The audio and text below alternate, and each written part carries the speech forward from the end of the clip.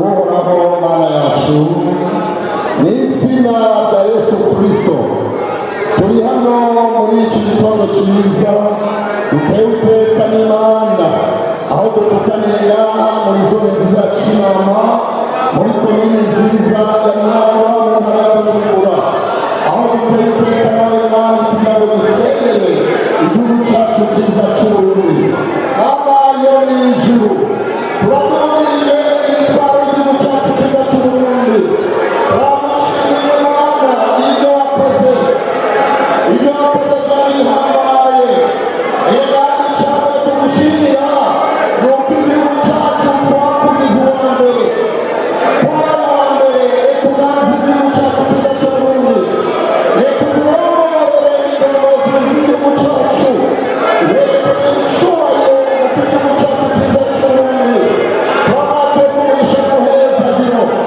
twateye guhezagiro n'umuryango wiwe iyo ukoze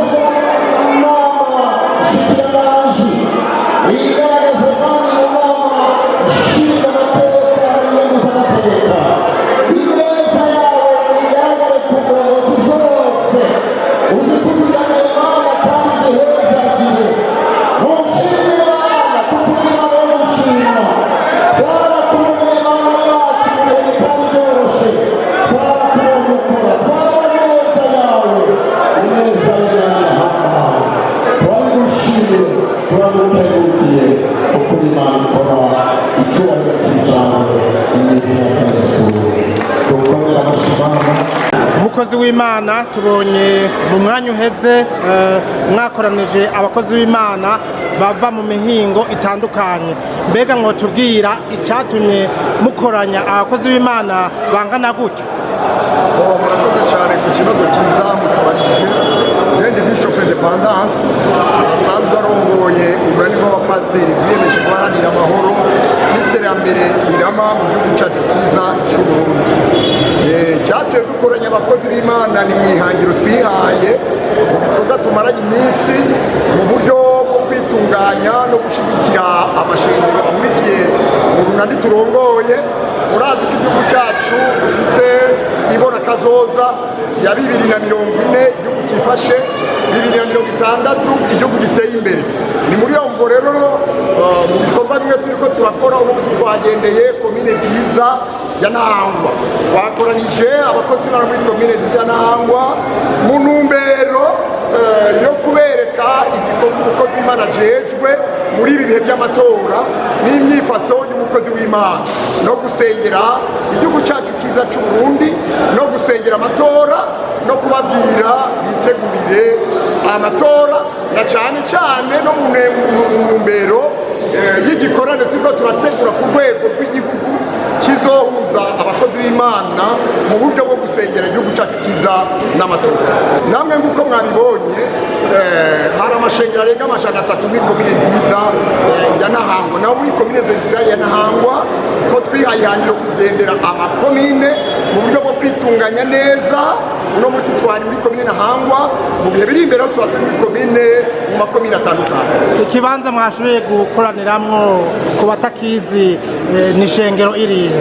Aha twakoraniye ni ku ishengero rya SDA riri muri quartier Bubanza, zone nziza ya Kinama muri komine ya Ntahangwa, kuko ni ibikorwa byinshi by'urunani niho rwanahereye mu Imana iyerekwa by'ibikorwa muri 2014. Ego ku batazi urunani Appadedubu ni iki mu majambo avunaguye?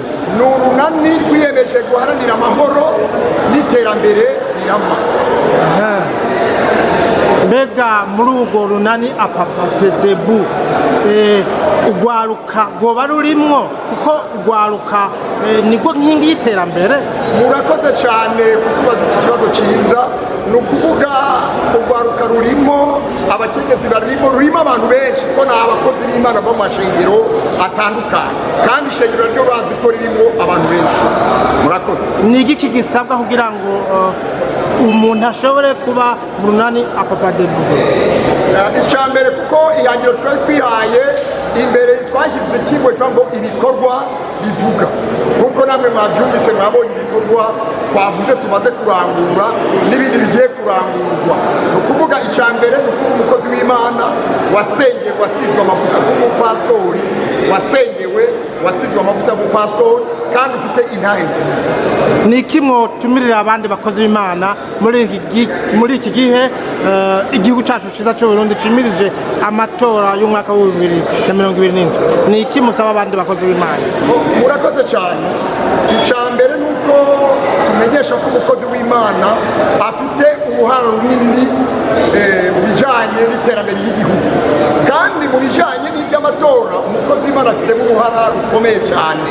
Icya mbere ko duhuriza abakozi b'Imana gusengera aya matora kugira ngo azogende neza. Ikigira kabiri, guhimiriza abo turongoye mu mashengero kwitabira amatora, kuko mu burenganzira bw'umwenegihugu wese kwitabira amatora kugira ngo yitorere indongozi.